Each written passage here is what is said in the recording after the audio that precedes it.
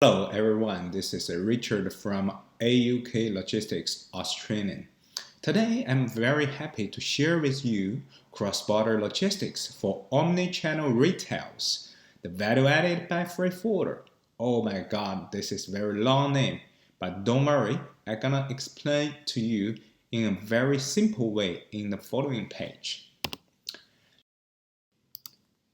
Let's say if you are retailers, as long as you're selling to overseas, you're definitely gonna use the freight forwarder to move your shipment or production from original factories or warehouse to destination market.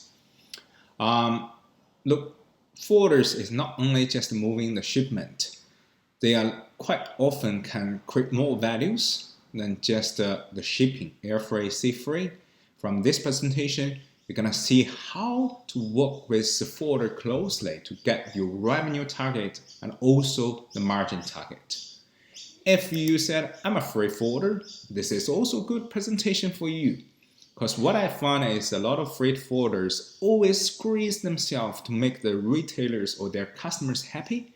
You know what? You don't need to do that because you can create more values for them than just reduce the rates. Maybe someone saying I'm none of them, no worries. I bet you're gonna find some awesome information from this presentation. Let's go! What is the omni-channel? This is the standard configurations. I won't go into details of it because I believe a lot of speakers already mentioned it in the past days. I would like to highlight three of those channels. One is TV selling, one is flash shop, another one is drop shipping. Because the freight forwarders and logistic companies play different roles of it. For example, TV selling is still doing the order fulfillment in the warehouse, but how to handle the return on time and precisely is quite critical. Flash shop, a lot of the shop fitting, picking, packing, and shipping, and assembling on site is the added services can be fulfilled by the freight forwarder or the logistics company. Drop shipping, more and more retailers look at this one nowadays because this can control the inventory very efficiently.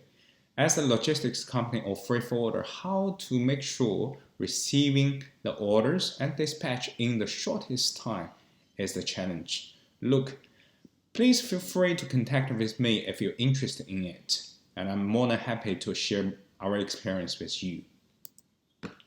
Case study, the secrets of the Miniso. Who is Miniso? If you Google it, you will find that Miniso is a very giant retail company, begin from China, and they're growing so fast. In 2016 and 2017, they just double up. And look at their footprint in the worldwide. Right now, they have over 3,600 shops over 100 countries. Just possibly in 5 years. Amazing, isn't it? If anyone asks me just to use 3 words to explain how Miniso made so big success, I will use the best price strategy. It sounds simple, but not really. Let me break down for you. With years working with Miniso Australia, we found they have 3 methods to get the best price. The first one, obviously, is lower their profit. Right now, they are strictly control their gross profit at 45%. 45% sounds like a pretty high in a lot of industry, but not really in the retail industry, especially when you're considering the cost. The second step is increase the efficiency of operation. Right now, their cost is breakdown like this. 9% corporate cost, which including the Australian master franchise headquarter cost, a lot of staff there and office rental. 4% of warehouse spend. And operations cost is 25%, which include the shop rental, overheads like staff in the shops. And they spend 1.5% on the marketing, which is alright considering they use the Facebook and Instagram, YouTube, etc. online marketing method. Now, if we look at the top secret weapon of them, which is aggressive expanding. From 2018 to now, they opened 35 shops. So with this so many shops opening, we can see the corporate cost and warehouse cost from 20% reduced into 11% without squeezing their service provider or themselves, or because their revenues increased a lot. So the ratio of corporate and warehouse cost constantly decrease. As a result, they can win during the competition by these advantages. For example, when Miniso is selling a soft toy by $7.99, but their competitor, they call it Copycat, selling a similar production by $8.99. And Miniso still can make more margin than their competitors. Very interesting. Here is the conclusion. The secret is the speed and turnover, which is increased in efficiency with the freight forwarder and logistics partners. How forwarders can create the value by increased efficiency. This is my solution called 4 nodes matrix. Very easy to understand. The 4 nodes is you need warehouse near the suppliers of your client, and obviously you can do the sea freight, air freight from port to port.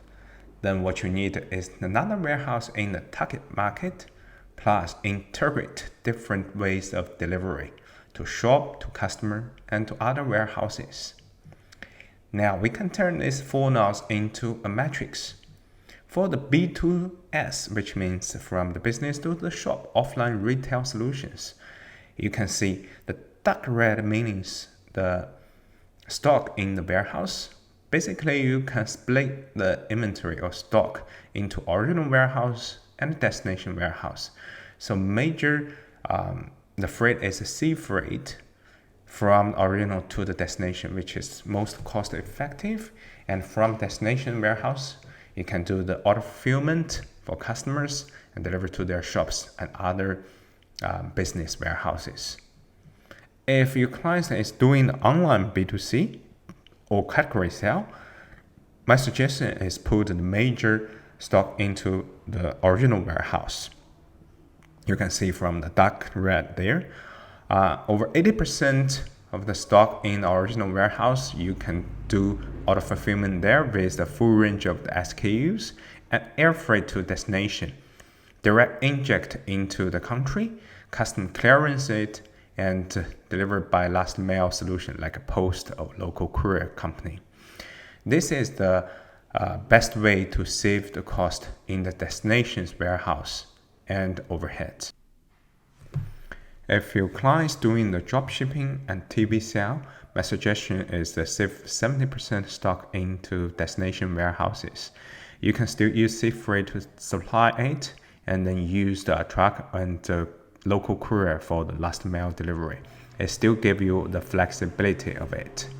Nowadays, everyone make decision based on the data, but what I believe is most cases it looks like this. No matter offline retail or online retail, they will break down the cost into pieces and try to see how to squeeze each cost to the minimum. What I'm trying to say is this still work, but the best way or smarter way is use the return of equity instead of the cost structure. Here we go. You can easily find it online for the DuPont formula for the ROE, or you can expand this formula into the net profit versus sales, sales versus assets, and assets versus equity. One is related to the freight forwarder, or what's a freight forwarder value on the ROE. First thing, net profit. Because freight forwarder can reduce the logistics cost by dual warehouse we mentioned in the previous page.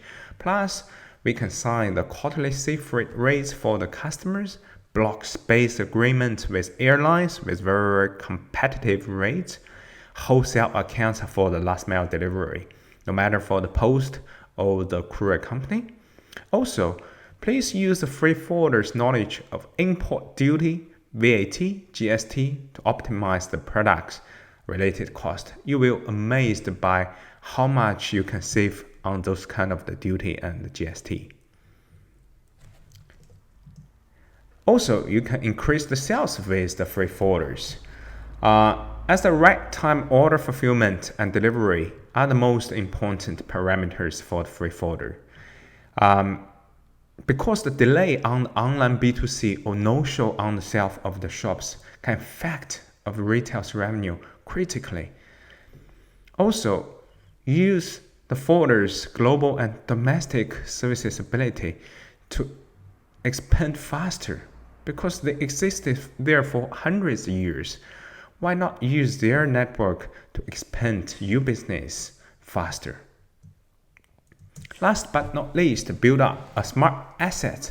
Leverage the forwarder's warehouse and network and truck fleet resource. Use your money to invest the key assets of your business, such as a shop property.